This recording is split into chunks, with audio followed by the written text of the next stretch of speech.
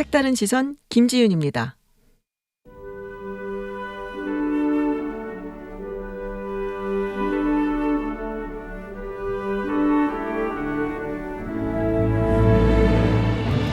네, 정치인 중 대표적인 달변가면서 또 진보 정치인의 대표 주자였던 노회찬 의원이 갑작스럽게 세상을 떠난 지 꼭 1년이 됐습니다. 요즘처럼 막말이 넘쳐나는 정치권에서 특유의 핵학 그리고 비유법으로 상대를 비판하던 노회찬 의원이 더욱 그려집니다. 고 노회찬 의원 서거 1주기를 맞아 그를 추모하는 시간을 만들었습니다.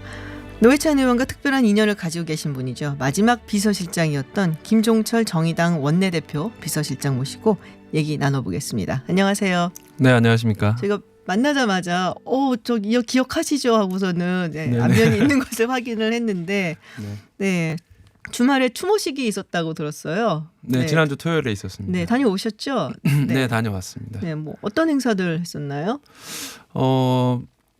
기본적으로 추모제니까 근데 작년에 묘비를 제막을 못 했었거든요. 그래서 그 묘비를 제막을 하고 근데 이렇게 아주 많은 내용을 담지는 않고 그 고 노회찬 그 진보 정치인이 잠들다 이런 내용으로 하고 살아온 길 적고 해서 좀 담백한 그 묘비를 제막을 했고요. 네. 그다음에 이제 권영길, 심상정 그리고 경기도 이재명 지사 세 분의 추도사 듣고 그리고 여러분들 이제 그 공연도 하고 마지막으로 이제 오신 분들이 굉장히 많았거든요. 네. 한 500-600분 이상 오셨는데 네. 다들 헌화를 하시고 끝났습니다. 그렇군요. 먼저 인연에 대해서 좀 여쭤봐야 될 것 같아요. 어떻게 처음 만나게 되셨는지.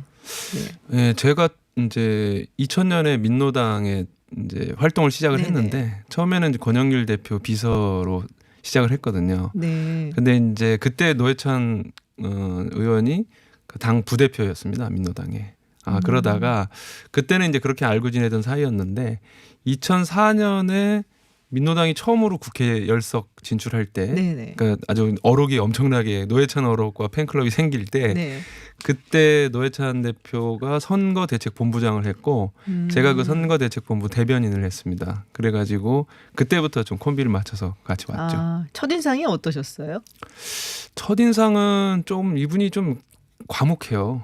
맞아요. 예. 좀 그리고 부끄러움도 되게 많이 타가지고 잘 모르는 분은 그 사실은 이제 한 90%는 노 의원이 좀 듣는 스타일이고 좀 어느 정도 친해지고 나서 그리고 편해지거나 술자리나 이렇게 식사 자리처럼 이렇게 뭔가 이렇게 편해졌을 때 굉장히 재미있고 다채로운 얘기를 많이 하시는데 기본적으로는 좀 듣는 정치인입니다. 좀 부끄러움이 많고요. 저도 노회찬 의원님 이제 한 두어 번 정도 이렇게 뵐 기회가 있었는데 그러니까 굉장히 털털하다고들 알고 있잖아요. 근데 제가 느낀 거는 굉장히 완벽주의자시고 스스로 뭐랄까요 한 톨의 어떤 먼지도 허락하지 않는 그렇죠. 그리고 좀 내성적인 부분도 굉장히 많고 그렇게 느꼈어요. 상당히 내성적입니다. 그러니까 뭐 방금 이제 털털하지 않은 것 같다라는 말씀이 좀 맞는데 근데 이제 사실은 뭐 옷 같은 걸 보면은 좀 많이 해졌고 사실은 조금 어렵게 사셨기 때문에 정치를 하면서 진보 정치인이라는 게 원래 좀 그러니까요.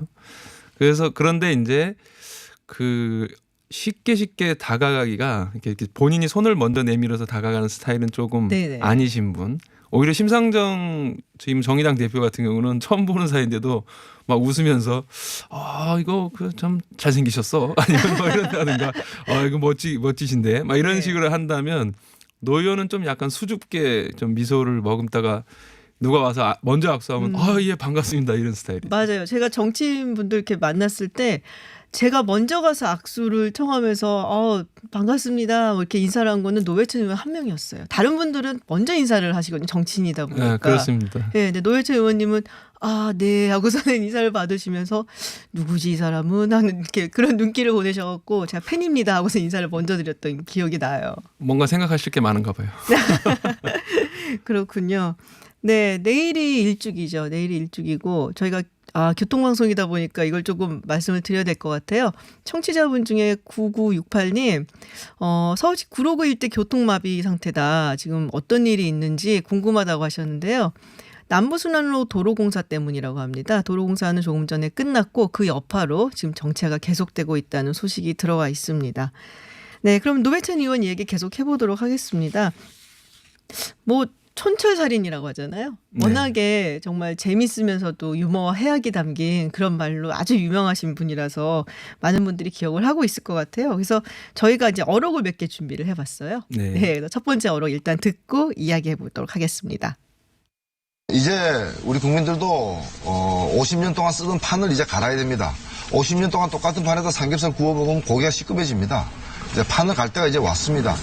네, 이건 너무 유명한 삼겹살 그 판가리. 네, 그렇습니다. 네, 이게 언제였죠? 2004년이었죠? 2004년이죠. 네. 근데 저거는 저도 약간 관련이 돼 있어가지고. 아, 정말요? 네, 그때 네. 이제 당시에 이제 한나라당이죠. 한나라당이 노무현 대통령 탄핵을 어처구니 없이 해가지고 지지도가 많이 빠지고 있는 그런 네네. 상황이었는데 열린우리당이 이제 올라가고 있었고 저희 이제 민노당은 진보정당으로 딱 있었는데 그때 열린우리당이 갖고 왔던 그 국민들한테 제시했던 그 논리가 물갈이론이에요. 그러니까 정치는 바꿔야 된다 이제. 네.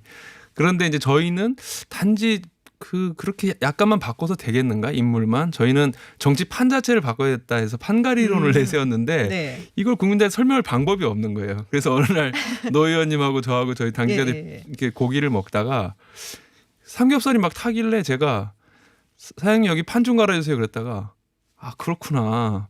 고기가 타면은 쇠고기를 달라고 하지 않고 판을 갈아달라고 하는구나. 그러네요. 예. 예, 야 이거 우리가 이렇게 참 이런 게 참 좋겠네요. 뭐 이런 얘기 했는데 그 얘기를 그렇게 대중적으로 그냥 확 가서 쓰실 거라고는 생각도 못 했는데 그냥 농담처럼 비슷하게 한 얘기인데 거기에 굉장히 히트를 했죠. 이게 그러니까 토론 프로그램에서 이 얘기가 나왔던 걸로 제가 기억을 해요. 그렇습니다. 네네. 그래가지고 근데 노 의원님이 이렇게 평소에 그 어떤 얘기나 또 자기가 읽었던 책이라든가 뭐 인터넷에서 본 거 이런 거를 굉장히 깊이 있게 보다가 그것을 토론이라든가 어떤 얘기를 굉장히 잘하세요. 네. 심지어 많은 분들이 모르시는데 본인은 토론에 들어갈 때 원칙이 하나 있다는 거예요.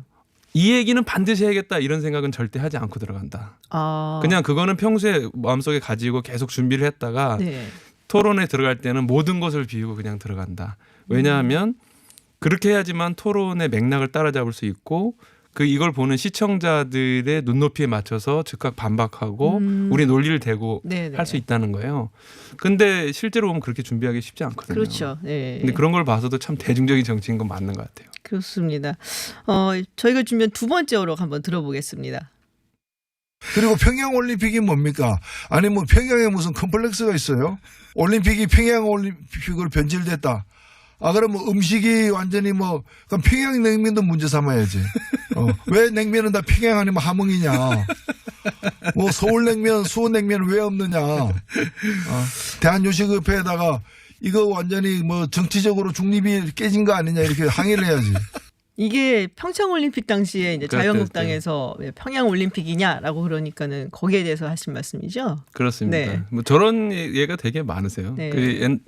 이제 2016년 박근혜 정권 때 인사청문회를 이제 상시청문회로 하자 이제 미국처럼 미국은 네네. 우리나라보다 인사청문회 훨씬 많거든요. 그렇죠. 그래서 그런 제도를 도입하자고 그래서 저보고 미국에서 인사청문회를 1년에 몇 건 하는지 한번 뒤져봐라. 그래서 제가 그걸 거의 밤은 안 새더라도 한 2시까지 뒤져서 드렸는데 그걸 그 다음날 이제 발표를 하셨어요. 근데 저는 정말 제가 노력을 많이 해서 그게 나올 줄 알았는데 마지막에 한마디 딱 더 붙이신 게 당시 박근혜 정부가 상시청문회 반대했는데 파출소에서 상시순찰을 한다고 하니까 범법자들이 왜 상시순찰을 하냐고 반대하는 꼴이다 그랬는데 제가 그렇게 늦게까지 준비한 거 하나도 안 나고 그 말씀이 그냥 다 대서특필된. 정말 이 말을 꼭 해야겠다라고 생각 안 하고 들어가시는군요. 그러니까. 그렇습니다. 그러니까 예. 평소에 생각하고 있다가 딱 그 기자들이 앞에 있을 때 그 얘기를 하니까 근데 사실은 그게 평소에 고민이 묻어나는 거죠. 그렇죠. 항상 그 생각을 하셨으니까 그때 딱 시점에 알맞게 이야기가 나오는 것 같아요. 네. 마지막 저희가 준비한 어록 한번 들어보시죠. 하지만 전직 부장검사가 전화 두 통으로 서민들이 평생 벌어도 못 벌 돈을 벌어들이는 전관예우의 법정에서 과연 법 앞에 만인은 평등합니까? 10,000명만 평등할 뿐입니다. 오늘날 대한민국 정의의 신상은 한 손엔 전화기 다른 한 손엔 돈 다발을 들고 있을 뿐입니다. 그러니까 이런 게 참 대단한 언어의 유희다. 그러니까 네. 만인이 법 앞에 평등한 게 아니라 10,000명만 평등하다. 와, 그렇죠. 이건 정말 기지가 뛰어난 발언이거든요. 그렇습니다. 네. 그 뭐 한 손에는 전화기를 들고 있고 한 손에는 돈다발을 들고 네. 있다는 것도 참 대단한 표현이죠. 그렇죠. 그래서 근데 사실 저는 이제 노회찬 의원이 정말 인기가 많으셨잖아요. 팬클럽도 있고 그리고 단순히 진보 성향을 가진 사람들뿐이 아니라 많은 사람들이 좋아했어요. 정치적인 정파를 좀 떠나서 네. 굉장히 좋아했는데 제가 봤던 그 노회찬 의원의 뭐랄까 강점 이런 거는 유머라고 봐요. 그러니까 어떤 상황도 너무 심각하게 막 막말로 표현을 하는 게 아니라 빗대어서 웃을 수밖에 없게 그렇게 표현을 하는 게 굉장히 참 뭐랄까 색다른 정치인이었어요. 한국 사회에서. 그게 머리에 드신 게 많아서 그래요. 굉장히 그 네. 이제 머리에 드신 게 많고 좀 일화가 있는데 그 이분이 그 저기 옛날에 그 시국 사건 그러니까 네. 이제 노동운동 관련해서 이런 걸 하고 막 그러시다가 청주교도소에 이제 수감되셨는데 네. 그때 워낙 면회도 많이 오고 그다음에 뭐 그럴 거 아닙니까? 주변에서 말도 많이 걸고 그렇죠. 걸고 그러니까는 죄송한데 제가 공부를 좀 해야 돼서 교도소 측에다가 저를 독방으로 보내달라. 난 좀 독방에서 그 한 2년 동안 2년 6개월인가 있다 나왔는데 정말요? 네 근데 나는 좀 독방에서 공부 좀 하고 면회도 가급적 조금 덜 와달라 하면서 공부를 많이 하셨고 그러다 보니까 이분이 나중에는 조선왕조실록 우리 조선이 어떻게 살았는지를 한번 국민들한테 소개를 할 필요가 있겠다 해서 조선왕조실록 같은 것도 다 읽어보고 그걸 번역서를 냈어요. 그걸로 돈도 좀 나름 어마어마하게 번 건 아닌데 빚도 네. 약간 갚으시고 했는데 거기서 이제 우리나라 세종이 우리나라 최초로 무슨 예를 들면 그 여성 권리 신장에 1번 무슨 그 조치를 취한 게 네, 있다 네. 이런 식으로 한 거죠. 그러니까 굉장히 그런 면에서 노력을 많이 하는 분입니다. 그렇군요. 사실 노회찬 의원 하면은 그 명연설이 있잖아요. 6411번 버스. 그렇죠. 네. 진짜 그거는 참 지금 들어도 약간 눈물이 날 정도로 정말 그 본인의 진심이 담겨서 막 울리는 연설로 제가 기억을 하는데 항상 이렇게 그렇죠. 사회적 약자한테 관심도 많으셨고. 네. 새벽에 그 첫 차가 보통 우리가 이제 7시, 8시 이제 출근을 위한 네. 9시 정도까지 가면 이제 사람들이 붐비니까 그렇게 일찍 왜 붐비지 이런 생각을 하는데 실제로는 그 지하철 제일 첫 차 네. 그리고 버스도 제일 첫 차가 항상 10,000원이지 않습니까? 거의 막 발디딘처럼 그런 것이 있었고 그런 분들 때문에 우리가 쾌적한 환경에서 일할 수 있다는 걸 알려준 굉장히 유명한 연설이죠. 그렇죠. 그래서 그리고 뭔가 그 노회찬 의원이 정말 큰 어떤 역할이었다라면은 이거 진보 정당이 아직 한국에서 뭔가 좀 고답적인 논리를 설파하는 듯한 느낌이 좀 있었거든요. 네. 자기들만의 세계인 것 같고. 근데 네. 이 노회찬 의원은 정말 그 국민과의 스킨십이 뛰어난 분이셨어요. 저는 네. 노회찬 의원의 가장 중요한 업적 중에 그 정치를 대중화시키고 아까 네, 말하는 네. 이제 그 위트라든가 맞아요. 해학이라든가 그리고 진보를 좀 대중화시켰어요. 네, 사실은 맞아요. 진보 진영이 되게 좀 고답적이고 얼굴에 막 인상 많이 쓰고 그리고 정당이 뭐가 중요해 우린 더 세게 나갈 거야 막 이런 면이 있었는데 그런 사람들한테 우리도 정당이 필요해 설득을 정말 오래 많이 했거든요. 그다음에 언어를 대중화시켰다. 저는 이렇게 생각을 합니다. 그런데 그게 굉장히 평소에 그런 정도의 준비를 하지 않았으면 어려웠던 거죠. 그렇죠. 우리 김종철 비서실장님이 생각하신 그 노회찬 정신은 어떤 거라고 생각하세요? 노회찬 정신 이제 방금 말씀드린 뭐 세 가지 그러니까 정치 그다음에 진보 언어를 대중화시킨 그러니까 그 항상 대중을 먼저 생각하고 현실을 고민하는 그런 면이 이제 가장 크다고 보고요. 그다음에 노회찬 정신의 핵심은 노회찬은 진보 정당하고 따로 떼고 얘기할 수가 없습니다. 항상 진보 정당을 고민했고 지금 우리가 상식처럼 돼 있는 1인 2표제도 93년 1월에 이분이 이미 헌법 소원을 내 가지고 이렇게 해야지만 진보 정당이 기틀을 잡을 수 네. 있다라고 생각했고 또 한두 가지가 더 있다면 잘 안 드러났던 부분인데 아마 기억하시는 분도 있을 텐데 2010년 서울시장 선거에 이분의 핵심 구호가 뭔지 기억 잘 안 나시죠? 네, 잘 안 나요. 누구나 악기 하나쯤은 다룰 수 있는 서울시 맞다. 그거였습니다. 네. 본인이 정말 첼로, 예술에 대해서 네. 첼로에 대해서 네. 근데 그런 게 지금 거의 사라졌어요. 그리고 좀 마지막으로는 정치인들이 좀 뻔뻔한데 최소한 자기에 대한 책임, 그러니까 부끄러움을 알고 이제 택시 기사분들이 다 그래요. 그 세브란스에서 나와서 장례식장에서 나와서 이렇게 택시를 타면 여기 노회찬 의원 장례식장 아니냐. 맞습니다. 그러면 아이고 그 4천만 원 때문에 그거 우리도 빌릴 수 있는 돈인데 그게 없어가지고. 근데 그렇다고 그걸 왜 또 자살을 하냐. 다들 그런- 안타까워하셨죠. 예, 너무 안 된 네. 사람이 같다. 그러면서 이제 뭐 수십억 받은 놈들도 다 잘 사는데. 근데 어쨌든 자신의 어떤 그 부끄러움을 알고 자신이 행한 행동에 대해서 책임을 졌던 정말 우리나라에서 몇 안 되는 정치인 아닌가 그런 생각을 많이 하죠. 지금 청취자분들 문자가 많이 들어오고 있어요. 그래서 노회찬 의원님 많이 보고 싶다, 그립다라는 의견 많습니다. 9423님, 노회찬 의원님 그립습니다. 그의 해악이 그립습니다. 한국의 자산이었습니다라고 보내주셨고, 또 9708님, 노회찬 의원님 보고 싶어요. 그 외에도 굉장히 많은 분들이 문자를 주시고 계십니다. 저도 굉장히 그립네요. 많이 네. 보고 싶고. 네, 요즘같이 또 이렇게 막말도 많고 정치가 혼탁하고 하니까 더 그립습니다. 내일 일주기고요. 네, 우리 모두 마음속에 좀 깊이 담고 내일 한 번쯤은 더 생각해 보지 않을까 싶습니다. 오늘 나와주셔서 정말 감사드리고요. 네, 네, 네. 앞으로도 정의당 노회찬 정신 계승해서 무궁한 발전 이루시기를 기원하겠습니다. 네, 오늘 이런 기회 주셔서 감사합니다. 네, 감사합니다. 지금까지 김종철 정의당 원내대표 시절실장이었습니다. 네, 뉴스 감별 프로젝트 오늘도 뉴스 감별사 두 분과 함께합니다. 이고은 뉴스톱 팩트체커 어서 오세요. 네, 안녕하세요. 네, 이봉우 민원련 모니터 팀장님 나오셨습니다. 어서 오세요. 네, 안녕하세요. 네, 오늘 본론으로 들어가기 전에 우리 이봉우 팀장님께서 네. 하셔야 되는 말씀이 있다고. 네. 저희가 지난주 방송에서 조금 혼선을 드린 부분이 있어서 네. 정정하고 넘어가겠습니다.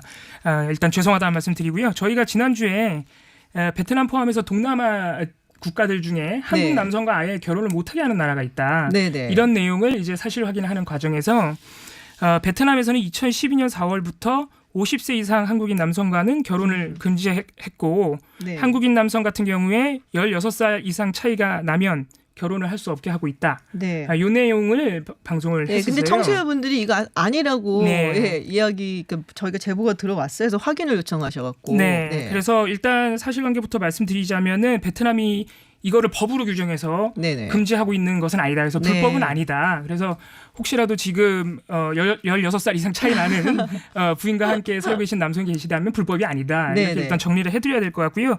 다만 좀 해명을 해드리자면 2012년 당시에 실제로 이런 보도가 있었습니다. 연합뉴스, 경향뉴스 등에서 경향신문 등에서 보도가 있었어요. 그때 당시에 국제결혼중개업협회 한유진 회장이 베트남 각 지방 성장 대표단이 모여서 50세 이상 한국인 남성은 베트남 여성과 결혼할 수 없도록 하고 16살 이상 차이가 나는 경우도 결혼을 금하도록 하는 문제를 협의하고 있다고 들었다.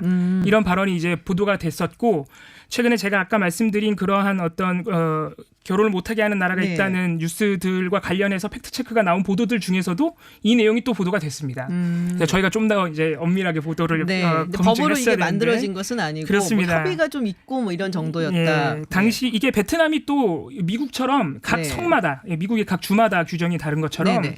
각 성마다 또 다르다 그래요. 그래서 그런 점도 있지만 확실하게 법으로 이게 불법으로 규정된 것은 아니다. 네, 이렇게 정리를 알겠습니다. 그러면 뭐 나이 차이가 좀 많이 나는 신부와 함께 사시는 예, 한국 남성분들 뭐 전혀 걱정 안 하셔도 지금 될 것 같습니다. 다시 한번 죄송합니다. 네, 네 본격적으로 그러면은 뉴스 살펴보도록 합니다. 첫 번째 뉴스 어떤 내용인가요? 네, 지난주에 아주 언론계에서는 네. 이례적인 일이 있었는데요. 청와대 고민정 대변인이 그 국내 언론의 특정 보도에 관해서 강하게 네. 비판을 했는데 이게 바로 조선일보, 중앙일보였습니다. 근데 국내판이 아니라 일본어판이었죠? 일본어판이었고요. 그 보수 진영에서 일본의 한국에 대한 수출 규제 조치 이후에 뭐 일본에 대한 그 문재인 정부의 외교 정책에 문제가 있다라는 그런 그 비판의 목소리를 내는 경우들이 많은데 조선중앙 일본어판의 기사들을 보면 네. 그 정도가 수위가 훨씬 더 심하고요. 한국인의 정서로는 좀 이야기 정확히 힘든. 어떻게 썼나요? 이게 시작이 사실 타사 이 MBC의 그 당신이 믿었던 페이크라는 네네. 팩트체크 전문 프로그램에서 출발을 했어요. 네. 그 예를 들어서 조선일보 일본어판 7월 4일자 제목 같은 경우는 한국은 무슨 낯짝으로 일본에 투자를 기대하냐. 그게 일본판에 나온 제목인 예, 거죠? 이게 일본판 제목이고요. 이게 원래 같은 기사의 한국어판 제목은 일본의 한국 투자 1년 새 마이너스 40%. 요즘 한국 기업과 접촉도 거려였습니다. 훨씬 더 자극적으로 나왔는데요. 그렇죠. 일본판 제목은. 한국어판은 네. 다소 좀 그 객관적인 듯한 그 네. 뉘앙스의 그 단어를 쓴 반면에 일본어판은 좀 감정적인 그 제목을 달았고요. 또 중앙일보 일본어판 5월 10일자 닥치고 반일이라는 우미나 정책은 한국. 이렇게 이제 혐한 감정을 좀 부추기는 제목이었는데요. 이 기사의 원래 한국어판 제목은 뭐 유사한 제목이긴 했습니다. 닥치고 반일이라는 우미나 정책이라는 것이었는데 이꼴 여기서 한국이 이꼴 한국이 빠졌네요. 빠졌습니다. 네, 이 한국이라고 못 박은 것과 아닌 예. 것의 차이, 이제 비판적인 시각이 들어간 것과 아닌 것의 그런 차이가 있는 것 같은데요. 근데 이게 약간 좀 뭔가 그러니까는 이게 한국 언론에서 붙인 제목이라고 좀 믿기가 힘든. 그러니까 일본어판 제목이 네. 일본 독자들을 위해서 그렇게 일부러 뽑았는가 모르겠는데 약간 일본의 극우 언론에서 뽑는 제목 같은 생각이 좀 들 정도로 굉장히 그렇습니다. 자극적이거든요. 근데 뭐 네. 이제 조선이나 중앙일보에서 이 제목이 어떻게 나가게 된지 그 경위에 대해서 자세하게 네. 밝히지는 않았는데요. 다만 이 그 MBC 그 프로그램에서 볼 때는 네. 굉장히 저도 이 프로그램 보면서 굉장히 충격적이었는데 이 일본의 극우 세력들이 혐한 감정들을 굉장히 이렇게 그 심하게 갖고 있는데 그것을 강화하는데 주로 이제 일베 등 보수 커뮤니티의 이제 여론들을 많이 활용을 해서 쓰고요. 또 여기에 또 보수지의 일본어판이 이렇게 활용된다는 사실도 짚었는데 그것도 굉장히 민족정론지가 그런 데서 받아 쓴단 말이에요. 그렇게 말입니다. 이봉 기자님 보시기엔 어떠세요? 네, 일단 저는 기자는 아니고요. 이봉 팀장님. 네. 글쎄요, 뭐 많은 분들이 워낙 충격을 네. 받아서 다들 잘 알고 계실 것 같아요. 저도 그렇게 크게 다르지 않고요. 네. 근데 이제 청와대가 사실 이례적으로 고민정 대변인이 그러게요. 굉장히 이례적으로 네. 이제 언론을 실명 공개 비판한 사례로 또 이게 꼽히고 있는데 사실 7월 이후 그러니까 일본의 경제 보복이 시작된 이후의 보도들만 그랬던 것이 아니라 5월 그러니까 몇 달이 이미 지난 이런 기사들 사례가 굉장히 많아요. 그래서 청와대가 이렇게 이제 좀 이례적으로 나온 데에는 사실 이러한 조선일보 그리고 중앙일보의 일본어판 제목의 기사들이 이미 2, 3개월이 지났는데도 최근에 많이 본 일본인들이 많이 본 기사에 계속해서 있었던 거죠. 네. 그리고 다른 물론 최근의 기사들도 있습니다만 이제 그런 기사들도 제목이 비슷비슷합니다. 그래서 그런 면에서 봤을 때 이게 이제 또 조국 민정수석은 또 SNS를 통해서 비판하기도 했고요. 고민정 대변인은 청와대에서 브리핑에서 비판하기도 했는데 그래서 조금 더 이렇게 격양된 반응이 나온 것 아닌가 이렇게 보입니다. 근데 사실 이게 뭐 조선일보도 그렇고 뭐 보수 언론이 약간 그런 톤을 유지를 하고 있는데 그러니까 약간은 그 일본 측의 주장, 뭐 예를 들면 1965년 그 한일 청구권 협정 같은 경우 그걸 어떻게 해석하냐 부분에서 조금은 일본의 해석과 비슷한 좀 부합되는 그런 논조를 띠고 있는 것도 사실이거든요. 근데 저는 되게 궁금한 게 사실 이 한일 관계가 악화됐다 하는데 이게 문재인 정부 들어와서 악화된 거는 아니에요. 원래 안 좋았어요. 그렇죠. 이게 굳이 따지고 가자면은 2012년도에 이명박 전 대통령이 독도 방문하면서 완전히 붉어지기 시작을 해갖고 그리고 박근혜 전 대통령 당시에는 이 위안부 문제가 해결되자면은 만나지 않겠다는 얘기를 하고 살았기 때문에 그때도 정말 나쁘다 정말 안 좋다 해서 아주 뭐 특히 미국에서 대놓고 압박을 하고 그러셨거든요. 그리고 웬디 셔먼 같은 사람이 맞습니다. 뭐 민족주의에 뭐 이렇게 막 호소하는 값싼 정치다 뭐 이런 식으로 비난을 할 정도로 그때는 어떤 태도를 보였나요? 이명박 정권 당시. 이명박 정권이나 박근혜 네. 정권 당시에 우리의 그 민족 정론지들 어떤 태도였어요? 대표적으로 비교할 수 있는 게 이명박 대통령이 전 대통령이 네. 독도 방문했던 2012년일 텐데요. 네네. 그때 사실 이명박 대통령이 지지율이 많이 떨어지고 있는 상황이었어요. 여러 가지 비리들이 그렇죠. 불거져 나와가지고 그래서 당시에 이게 지지율을 끌어올리기 위한 일종의 이벤트 아니냐 네. 이렇게 국내에서도 논란이 있었지만 일본이 엄청나게 강력하게 반발했습니다. 그렇죠. 한국 대통령으로서는 처음으로 독도에 방문한 것이었기 때문에 네. 굉장히 반발을 하고 주한 일본 대사를 국내로 송환했죠. 네. 그런데 이때 국내 언론이 지금의 문재인 정부에게 하듯이 반일 감정을 자극하지 말라거나 뭐 반일 감정 자극하는 매국 정권이라거나 이런 식의 규정이나 비판을 가한 바는 없습니다. 예를 들어서 반일 감정을 자극했던 건 아니고요. 그러니까 지금처럼 뭔가 이렇게 일본에 저항하면 큰일 날 것처럼 보도가 나가지 않았다는 것이죠. 예를 들어서 뭐 그 조선일보도 그렇고 여러 가지 다른 네네. 성향별로 다른 매체들에서도 지금과는 반응이 많이 달랐습니다. 그 실제 보도 사례들을 네. 좀 보면요. 이 대통령이 독도 방문하고 난 그 다음 날 8월 11일자 이 지면에서 독도 방문은 독도 영유권을 표현하는 최고 수준의 상징적 조치다. 독도를 분쟁 지역화하려는 일본 정부의 끊임없는 시도에 강한 경고를 보낸 것이다. 라고 하면서 사실상 이 대통령의 이 행보에 대해서 뭐 호평을 한 것이죠.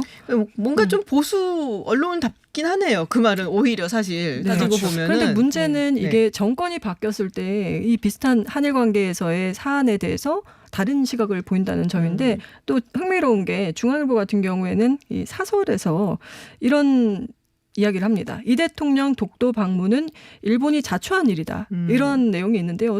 최근에 많이 들어본 얘기 같지 않으세요? 네, 지금 문재인 대통령을 비판하는 논리가 바로 이 일본의 수출 규제 조치가 문재인 정부가 자초한 일이다라는 네. 것인데요. 이 문제의 원인이 어디에 있는지에 그렇죠. 짚고 비판의 지점을 어디에 두는지 그 시각차가 굉장히 뚜렷하게 근데 드러난 진보 것 같습니다. 언론도 사실 태도가 달라요. 그 당시에는 되게 비판을 많이 했던 걸 제가 기억을 해요. 네, 이명박 그렇습니다. 대통령의 그 독도 방문을. 근데 네. 지금 그러니까 이게 왜 영화 제목 있잖아요. 그때는 들리고 지금은 맞단가? 그때는 맞고 지금은 틀리단가요? 항상 헷갈립니다. 예. 그건. 그러니까 이게 왔다 갔다 하는 것 같아요. 네. 그 스탠스들이. 네. 예. 당시 진보 언론 같은 경우에도 아까 말씀드렸지만은 이 지지율을 회복하기 네네. 위한 이벤트다 이런 식으로 이제 비판을 했었죠. 회복이 좀 되긴 했어요. 제 기억에. 한 그럼요. 5% 정도 회복됐다가. 지금도 문재인 대통령의 지지율이 네. 좀 올라갔거든요. 아, 그렇구나. 네, 지지로 최근에. 관련이 있긴 예. 하군요. 지금 아이, 청와대가 이제 조선과 중앙의 보도에 대해서 비판 수위를 네네. 높였는데 여기에 그 조선은 답하지 않았고 네. 중앙일보는 사설을 통해서 이건 그렇죠. 그렇게 그 정부에 대해서 비판을 하게 되면 이건 매국인가라고 반문하면서 언론의 자유를 침해하는 것이다라는 얘기를 했거든요. 예. 사실 여기서 우리가 살펴본 네. 논의에서 중요한 지점이 언론의 자유라기보다는 좀 언론의 당파성의 문제가 아닌가 이런 생각이 듭니다. 알겠습니다. 하여튼 일본 문제는 계속 뭐 여러 가지로 말이 많네요. 알겠습니다. 저희가 잠시 교통 정보 듣고요. 또 뉴스 감별 프로젝트 이어가도록 하겠습니다. TBS 캠페인 우리에겐 있습니다. 아저씨 담배 핀다. 미안. 아이들을 보호하고 싶은 본능. 아, 금연구역이지. 모두와의 약속을 지키려는 본능. 야, 안 돼. 소중한 사람을 아끼고 싶은 본능. 끊었으니까 괜찮을 거예요. 담배 때문에 가족이 아프지 않길 바라는 본능. 깨우세요. 우리 안에 금연 본능. 담배는 강하지만 우리는 더 강합니다. 보건복지부. 나에게 필요한 복지. 어디에 어떻게 물어봐야 할까요? 129로 전화하면 복지 상담을 받을 수 있다. 129는 채팅 상담도 한다. 129 긴급복지 지원 상담은 24시간 가능하다. 129 부모님 연금, 자녀 보육, 의료비, 장애인 지원 등 나에게 필요한 복지 정보가 궁금할 때, 생활이 힘겨울 때 국번 없이 129로 전화하세요. 당신이 궁금한 보건복지 129가 알려드립니다. 129 보건복지 상담센터. 함께 할수록 기분 좋은 방송 TBS FM. 박소연의 좌우로 정렬 2588 대리운전 협찬 서울토피스 제공 7시 36분 교통정보입니다.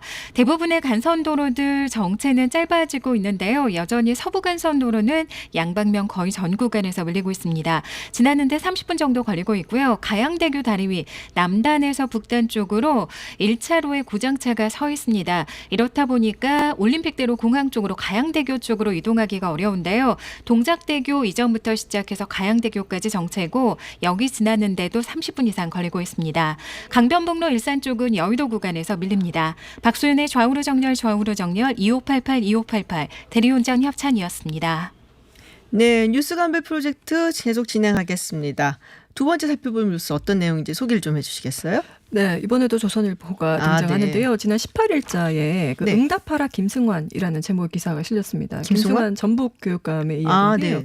그 이제 김 전북 교육감의 딸이 그 외고를 네네. 나와서 영국 케임브리지 대학에 갔다라는 내용의 기사 내용이에요. 그리고 아들도 영국의 고액 교육기관을 거쳐서 같은 대학 영국 네. 케임브리지에 갔다는 소문이 돌고 있다는 소문이 내용이 돌고 있다. 기사인데요. 아, 그런 거 기사 써도 되는 거예요? 소문이 돌고 있다고. 보통 이렇게 기사 안 쓰죠. 그렇죠. 예. 예, 소문은 기다 이제 아니다라고 써야 되는 거 아니에요? 그렇습니다. 소문을 이제 확인해서 보통 네. 기사를 쓰는데 물론 이제 기사에서도 확인을 위해서 노력을 하긴 한 흔적은 네, 보입니다. 근데 어. 이제 교육청에서 이것을 확인해주지 않은 측면이 있기는 한데요. 어쨌든 굉장히 기사를 크게 썼어요. 이 근데 소문에 대해서. 이 김승환 전북 교육감 그 얼마 전에 그 전주에 있는 상산고 있잖아요. 네, 그 자사고 그렇습니다. 취소 그 지정 취소 논란 때문에 네. 사실은 굉장히 좀 이름이 익숙하다 싶었는데 그분인 것 같은데 그 네, 한마디로 그렇습니다. 말하면은 자식은 뭐 외고 가고 뭐 외국 유학 가서 뭐 네. 캠브리지 대학에 다니고 이러면서 자사고는 뭐 지정을 취소했냐 뭐 네, 이런 남의 얘기인 것 같아요. 자식은 네. 좋은 학교 못 보내게 하느냐 내로남불이다 뭐 이런, 뭐 이거였네요. 그런 결국에는. 거죠. 그래서 이 소문의 출처도 역시 이 상산고 학부모들이 주축이 된 것으로 보여요. 그래서 이들이 이제 전북 김 교육감의 이 자녀들이 이 좋은 학교, 좋은 해외 명문 학교를 갔는데 이게 사실이냐, 이 소문이 사실이냐라는 네. 이 여론이 계속 생성되고 있다라는 데서 이제 출발을 했고요. 그 학부모 측의 주장을 실제로 쏟아내기도 했습니다. 그리고 저쪽 주장이나 아니면 팩트 체크를 했어야 될 거 아니에요. 그렇습니다. 근데 아까 말씀드렸다시피 그 전북교육청에 이제 물어보고 확인을 하긴 했어요. 근데 이게 그 교육청 측에서는 개인정보보호법상 그 비공개다. 그리고 자녀의 문제이기 그렇죠. 때문에 예. 그것을 굳이 밝히지 않아도 된다는 입장을 이제 견지를 했기 때문에 이 추측성 보도를 결국에는 이제 내놓게 된 거죠. 어느 정도 좀 무리한 보도라고 볼 수 그러니까 있습니다. 이제 이렇게 보도가 나왔으면 사실 그쪽에서도 김승환 교육감 네. 쪽에서도 가만히 그냥 있을 수는 없는 거 그렇죠. 아닌가. 이게 사실인지 아닌지 확인을 해줬어야 될 것 같은데 어떻게 뭐 팩트 체크가 됐나요? 예, 그래서 어쩔 수 없이 다 이제 네. 어느 정도는 밝혀졌죠. 아, 그래서 네. 결론부터 말씀드리자면은 이게 출처부터도 그렇고 네. 사실관계가 그 맞지 않는 네. 말 그대로 소문이었다 이렇게 결론을 내려야 될 것 같아요. 전북교육청이 밝혔는데요. 김수환 교육감의 아들과 딸 모두 전북 지역에 있는 일반 고등학교를 졸업했고요. 네. 그리고 두 자녀 모두 전주에 있는 같은 국립대학교를 입학을 했습니다. 그리고 딸은 이 대학교를 졸업도 했어요. 네네. 그래서 특히 딸과 관련해서는 외고를 나와서 케임브리지 대를 졸업했다 그러는데 이 부분들이 이제 다 맞지 않았던 것이죠. 완전히 사실이 아니네요. 예. 네. 아들 같은 경우는 그 해당 국립대학교를 다니다 군복무를 마치고 영국 케임브리지 대학에 진학해서 지난 네. 6월에 졸업을 했다고 합니다. 그럼 이거는 안 실었나요? 조선일보가 네. 이 반론을 네. 말씀하시는 건가요? 네. 그것은 지금은 잘 모르겠는데. 근데 이게 문제가 네. 뭐냐면은 이런 게 기사가 한번 나가기 시작을 네. 하면은 네. 많은 사람들이 처음에 나온 기사를 기억하고 그 다음에 뭐 그렇습니다. 정정보도나 이런 거를 기억을 잘 못해요. 그렇기 때문에 처음에 그 언론이 그 어떤 기사를 내보낼 것인가 이 부분에 대한 그 고르는 작업 이게 굉장히 사실 중요하거든요. 네. 근데 그 부분에 대해서 소홀했다라고 생각할 수밖에 없는데 그런 결국에는 일부 학부모들의 주장을 근거로 해서 뭐 이렇게 말하면 좀 그렇지만 가짜 뉴스를 내보낸 거네요. 네, 그렇습니다. 이제 김성환 교육감도 이제 이후에 이제 입장을 밝혔는데요. 네. 이게 넘어서는 안 되는 선이라는 게 있는데 이거를 자식은 건들면 안 된다는 건데 네네. 건드렸다라는 건데요. 자녀들이 범법 행위를 저질렀다는 문제는 다른데 그런 상황이 아님에도 이렇게 자녀의 개인정보 요구를 한다는 것이 굉장히 이제 한심한 수준이라는 그런 입장을 밝혔습니다. 좀 적극적으로 해명을 할 수도 있었을 텐데 김승환 교육감이 뭐 아무래도 그냥 뭐랄까 별거 아니라고 생각을 했는지 뭐 그쪽에서는 다른 얘기는 없나요? 네, 지금 이 김수환 교육감의 이 소문에 대한 네. 입장들이 이제는 뭐 뉴스원 등 다른 매체들 네네. 통해서 보도가 됐는데요. 그러니까 요약해 보자면 김수환 교육감은 처음에 이 소문과 보도가 나왔을 때는 대응 가치가 없다고 느꼈던 것으로 정리를 할 수 있을 것 같습니다. 너무 말도 안 되고 사적인 부분이기 때문에 그래서 대응을 안 하다가 이게 너무 논란이 커지고 소문이 커지니까 어쩔 수 없이 지금은 다 밝히고 조금 더 강력하게 대응하는 것 아닌가 이렇게. 그 조선의 원래 보도를 보면 네. 그 루머가 한창 떠돌 때 올해 초 떠돌 때 상산고 그 재지정 네. 탈락을 시키고 또 그 일반고 전환하는 수순을 밟았다라는 그런 대목이 들어가거든요. 그러니까 아까 이제 진흥장님께서 말씀하셨던 자기 자식은 해외 명문대를 보내고 이제 국민들 같은 경우는 이 길을 막았다라는 이런 프레임을 굉장히 강조하기 위해서 이 보도를 구태여 썼다 이렇게 볼 수 있을 것 같습니다. 근데 참 자식을 가진 입장에서는 이런 얘기가 나오면 굉장히 속은 속상할 것 같아요. 뭐 부모가 정치를 하는 것이 이제 자녀들이 상관이 있는 것도 아닌데 괜히 피해를 보는 것 같고 그냥 미안할 것 같다는 생각이 드는데 이 부분은 좀 언론사 측에서 뭐 글쎄요. 자기들은 어떻게 보면은 돌아다니는 소문을 보도를 했을 뿐이다라고 얘기를 한다면은 뭐 또 할 말이 없는 건가요? 굉장히 복잡한 부분이 되는데 그러면은 돌아다니는 소문을 팩트 체크를 해갖고 제대로 취재를 해서 보도를 해줬으면 하는 생각이 좀 많이 드네요. 네, 반론을 꼭 이 지금까지 밝혀진 이 반론들을 반드시 또 보도를 해줘야 될 텐데 그 부분도 다시 한번 확인을 해봐야겠습니다. 네, 그렇군요. 알겠습니다. 뉴스 감별 프로젝트 오늘 이렇게 마무리하도록 하겠습니다. 고맙습니다. 네, 감사합니다. 네, 청취자 여러분 뉴스 보는 눈을 길러줄 뉴스 감별 프로젝트라고 하는데요. 저희가 가짜 뉴스 관련 제보도 받습니다. 궁금한 점 혹은 의견 있으시면요. 50원의 유료 문자 샵 0951 혹은 TBS 앱 카카오톡으로 남겨주시면 저희가 거짓과 진실 또 그 안에 숨어있는 의미를 파악해서 보내드리겠습니다. 네, 복잡한 경제 뉴스 알기 쉽게 해설해드립니다. 속 보이는 경제 시간입니다. 경제 뉴스 해설가 이대호 머니투데이 방송기자 나오셨습니다. 안녕하세요. 네, 안녕하세요. 보이는 라디오. 네. 네. 보이는 라디오. 보이는 라디오예요. 네. 저기 있구나. 네. 네, 우리 얘기를 안 하고 그냥 막 불러요. 그래갖고 놀라시게. 오늘 상태가 안 좋아가지고. 아니 좋으신데요, 왜? 네. 감사합니다. 덕담. 네, 일단 뭐 얘기 들어가 보도록 하겠습니다. 네. 원가 공개 논란 뭐 가지고 오셨는데 아파트 분양 원가, 뭐 전기요금, 통신비 굉장히 뭐 많은 원가 공개에 대한 얘기가 끊이지 않고 그렇죠. 있습니다. 예. 오늘 속보이는 경제에서 이 논란이 끊이지 않는 이유 뭔지 알기 쉽게 좀 풀어보겠습니다. 네, 원가. 그냥 원가 그냥 되게 막연해요. 그 개념이. 아마 뭐 네. 원가에 대한 개념 자체를 모르시는 분들은 거의 없으실 텐데 뭔가를 네네. 만들기 위한 혹은 팔기 위한 뭐 원재료비라든지 이런 게 들어간다 생각하시면 될 테고요. 뭐 좀 회계적인 걸 너무 깊이 들어가면 이제 청취율 떨어질 것 같아요. 그러지 마세요. 걱정이 되는데 일단 제조업만 놓고 보면은 네. 원재료비와 직접적인 노무비를 계산을 합니다. 그러니까 전체적인 인건비가 아니라 네네. 그 해당 물품을 만드는 공정에 직접 들어간 사람들에 대한 노무비만 들어간다. 요 정도까지만 해야 될 것 같아요. 이거는. 그러면은 이게 유통비 이런 거는 빠지는 것이 이제 보통 그렇죠. 우리가 생각하기에 거기에다가 네. 뭐 판매비와 관리비라고 하죠. 전체적인 인건비, 뭐 마케팅 이런 게 덧붙여지고 그걸 다 빼고 나면 이제 우리가 익히 아는 영업이익이 되는 거고요. 그러니까 공정에 투입되는 인력 그리고 재료비 뭐 이런 걸로 그렇죠. 이제 우리가 원가를 보면 되겠는데 원가가 높으면은 당연히 남는 게 적겠네요.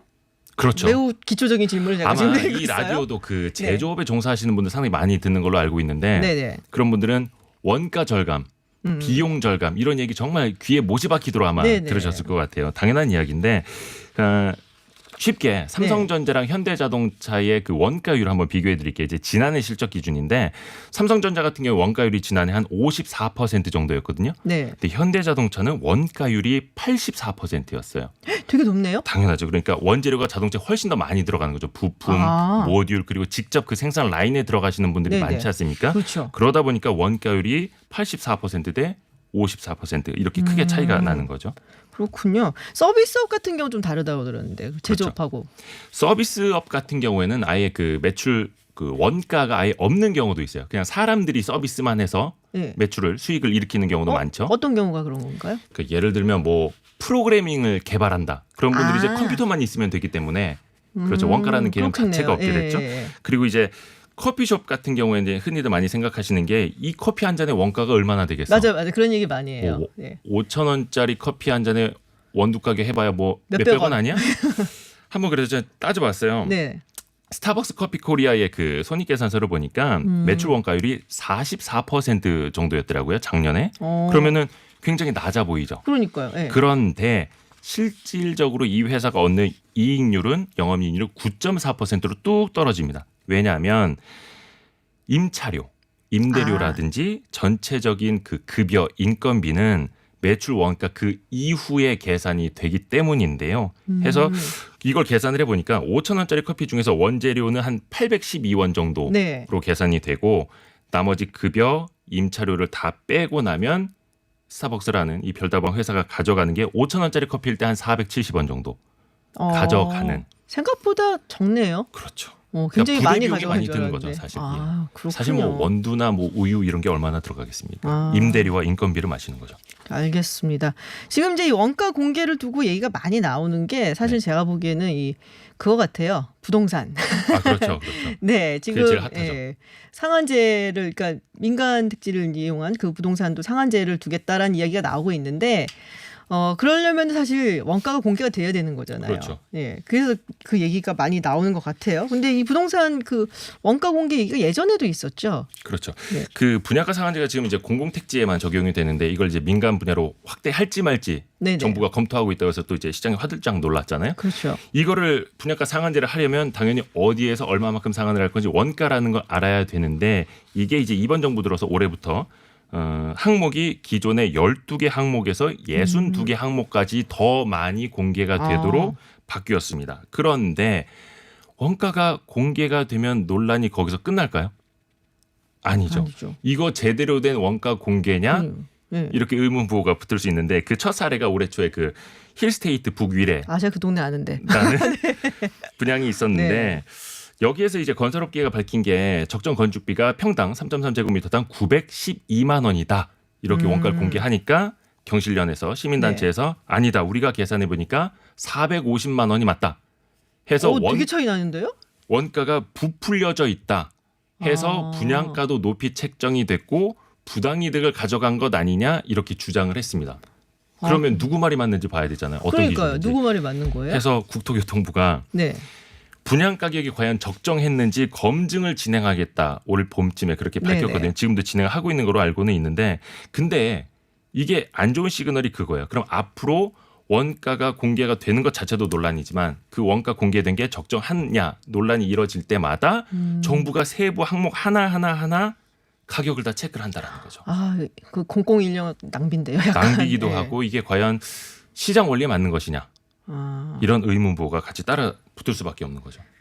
그 부동산 쪽에 워낙 관심들도 많으시고 사실 굉장히 민감한 문제잖아요. 그렇죠. 그러니까 많은 분들이 이 부분에 대해서 굉장히 뭐랄까 좀 관심들이 많으실 것 같은데 사실 분양원가 공개는 노무현 정부 당시에 맞아요. 네, 좀 있었던 걸로 제가 기억을 하거든요. 그러다가 이제 줄어들고 그리고서는 다시 지금 이제 문재인 정부 들어와 갖고서는 확대를 한 거잖아요. 부동산 그렇죠. 가격을 잡겠다라는 이제 그런 이유로 글쎄요. 근데 이게 부동산 말고도 사실은 전기세 같은 경우도 원가 얘기가 좀 있단 말이에요. 그렇죠. 그 누진세 관련하고 뭐 이래갖고 거기는 또 어떻게 돼가고 있나요? 그게 공익성이 있느냐 없느냐 여부를 가지고 1차적으로 판단이 되더라고요. 과거의 판례를 보더라도 네네. 일단 뭐 TBS 아니면 뭐 색다른 시선의 원가가 얼마냐 공개하라. 그러면 이제 김지훈 박사님의 출연료, 이태우 기자의 출연료, 뭐 PD 작가님들의 급여 이런 걸 공개해야 되면 거북해질 수밖에 없잖아요. 저 안 거북해요. 얼마 안 받습니다. 연봉제에 있는 분들은 당신 연봉 얼마입니까 물어봐도 약간 실례일 경우가 많은데 민간 기업 같은 경우는 사실은 원칙적으로는 공개할 이유가 없습니다. 법적으로도 그렇고. 그런데 과거 판례를 보면 공익성이 있다면 공개하는 게 맞다. 그 대표적인 게 말씀하신 뭐 아파트 분양 원가가 될 수 있는 거고. 아파트도 공익성이 있는 거예요. 민간에서 지어도. 그렇죠. 그러니까 공공택지가 공급이 된다면요. 통신요금도 마찬가지인데 2018년이네요. 작년 2018년 4월에 대법원 판결 이런 게 있었어요. 국내 시장은 이동통신 3사가 독과점하고 있다 해서 공익적 가치가 더 높기 때문에 통신 원가는 공개되는 게 맞다. 이런 판례가 나왔었고 훨씬 더 이전으로 가면은 2007년에 대법원 판결로 마찬가지로 당시 이제 주택공사가 분양한 아파트의 원가는 공개하는 게 맞다. 왜냐? 공익성이 크므로. 이런 판례가 나온 적이 있습니다. 근데 그 공익성을 기준을 잡는 게 쉽지는 않을 것 같아요. 그러니까 법원까지 가는 거죠. 그러니까 어떤 건 공익성이 있는 것 같고 어떤 거는 아닌 것 같고 해서 굉장히 좀 애매하다 싶을 것 같은데 이 원가 공개 장단점을 잠깐 설명을 해 주시겠어요? 짧게.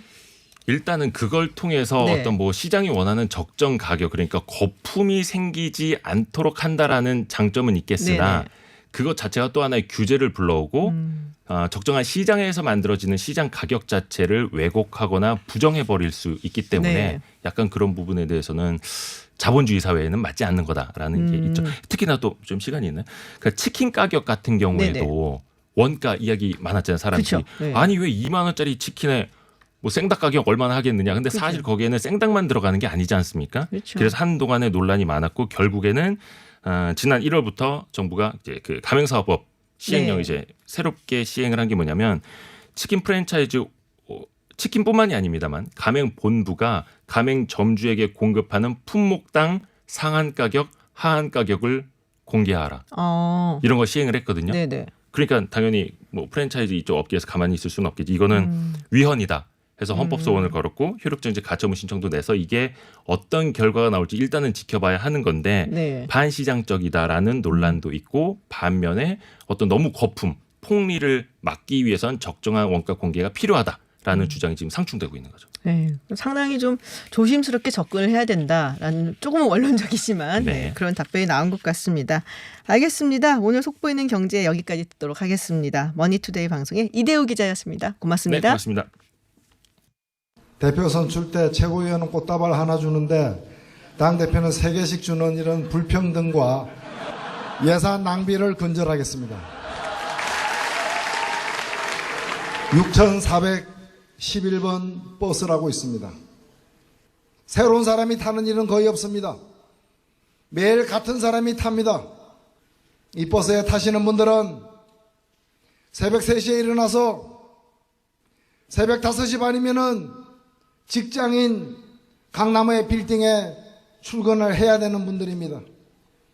이분들은 태어날 때부터 이름이 있었지만 그냥 아주머니입니다. 그냥 청소하는 미화원일 뿐입니다. 한 달에 85만 원 받는 이분들이야말로 투명인간입니다. 존재하되 그 존재를 우리가 느끼지 못하고 함께 살아가는 분들입니다. 네, 6530님 6411번 버스 연설 듣고 싶으시다 하셔서 들려드렸습니다.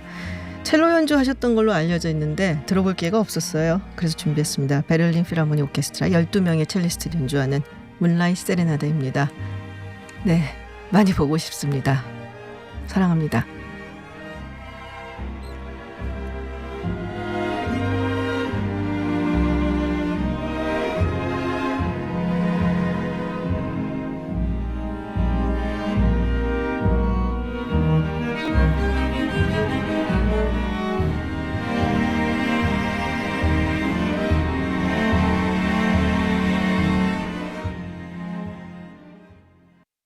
TBS 캠페인